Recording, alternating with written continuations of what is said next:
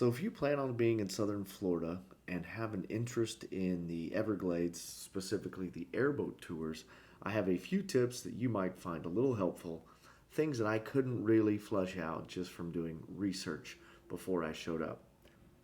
So, the first thing is cost. When I was planning my trip, I, uh, I tend to book everything in advance. I plan it, I schedule it, I pay for it, and then I make a detailed itinerary with all of our booking and reservation numbers.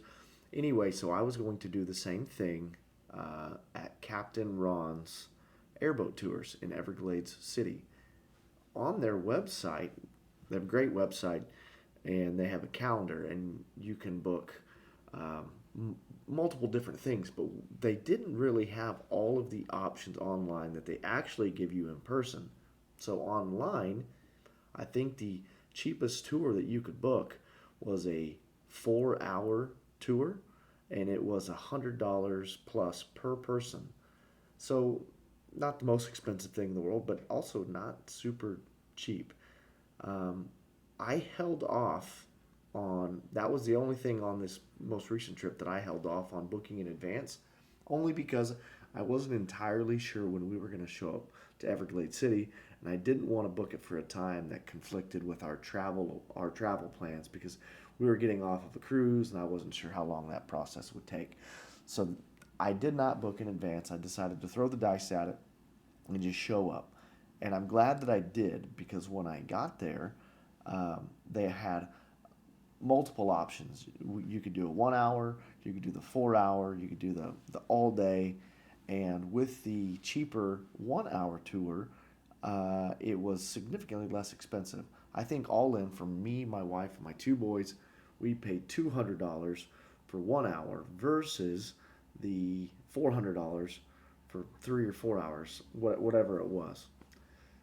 So you have more options when you don't book online. Now you may be able to call them in advance and get them to take a payment over the phone if you wanted to book in advance. But we just showed up and we got on the very next boat. We maybe waited 15 minutes. Very quick, not very busy at all.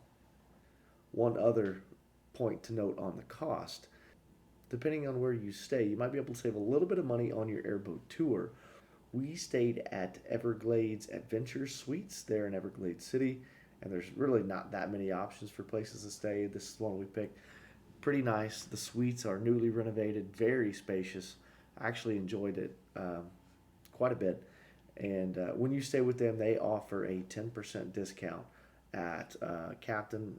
Did I say Captain Ron earlier?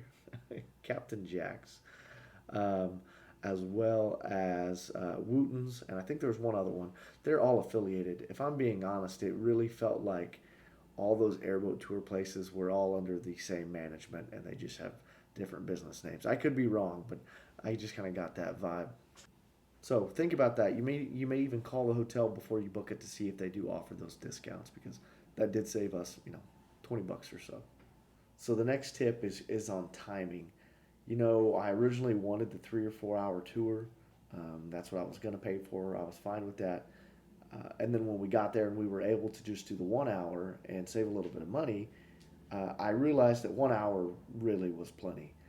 Unless you are just like a die-hard Everglades fanatic and you want to optimize or e- extend the amount of time you have to see birds and or maybe reptiles and stuff, uh, 1 hour was just right.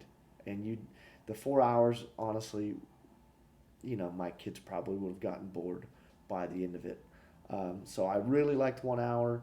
I liked that I was able to just show up, get my tickets, go sit in a little waiting area for a few minutes, and man, we were on the boat. So the third tip is just kind of general advice about the area, the location that Everglades City is in. There's really not a whole lot to do activity wise if you're going to stay in Everglades City outside of fishing. So if you're going on a fishing trip, yeah, just ignore this part. But if you're like me and my family, who we were literally just passing through, and we wanted to make a day of Everglades City an airboat tour, you might just consider where you stay.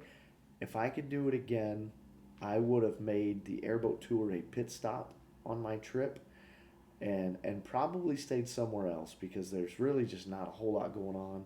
After we finished the airboat tour, which ended up being 1 hour instead of four, we had the whole rest of the day, and you really have to leave Everglades City to find anything else to do, at least family oriented stuff.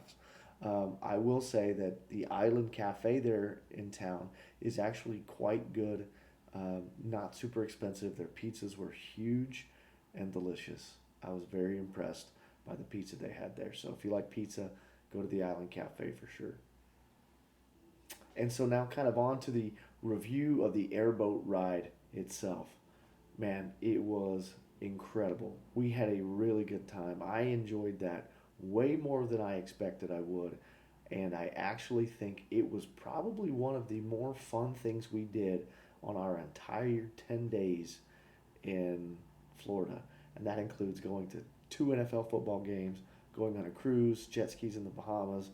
We went to Busch Gardens in Tampa, and literally this airboat was extremely fun. We had a great tour guide, boat driver. I wish I'd got his name, but when he spoke, he sounded like a robot, and it was hilarious. And he was honestly just very funny in general. He very proficient driver, never felt unsafe, but also at the same time, it's he goes fast enough and turns quick enough and weaves in and out of those channels fast enough where you do get a little bit of that adrenaline pumping without feeling scared. And I know that that's not just me because my wife is a little more on the anxious side, and I don't think she felt afraid at any point.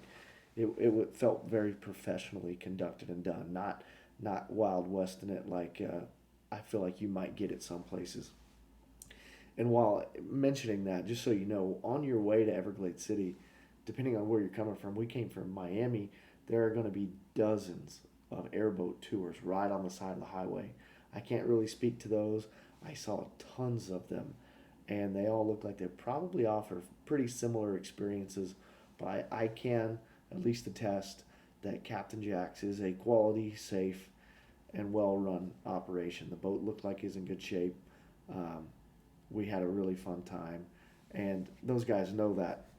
I guess the swamp, the glades, very well. So there's no a less experienced driver could see definitely being lost in that maze of mangroves. We did see a gator, a rather large one. I felt like our guide said that was bigger than average, and they don't always see gators, especially depending on the time of the year. So we felt pretty lucky that we got to see one up close.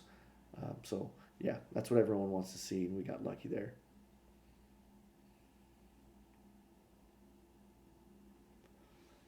So to wrap up, yes, it is fun. It is absolutely worth the money.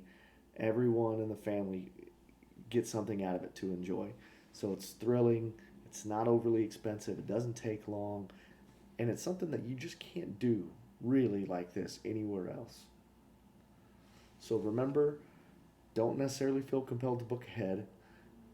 We were able to walk in, get a ticket, get on a boat. They had tons of airboats out there, and and I think they only had a couple drivers that day, and still everything went very smooth.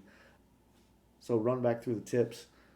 You don't have to book online. It might be cheaper if you don't. Get a discount from your hotel. If you're going to stay in town, just know there's not a whole lot of stuff to do.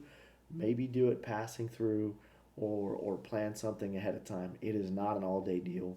You can easily show up, have fun, and be back on the road in 2 hours, no question about it. We had a great time. I'd love to do it again. Let me know if you have any questions. Thanks for watching.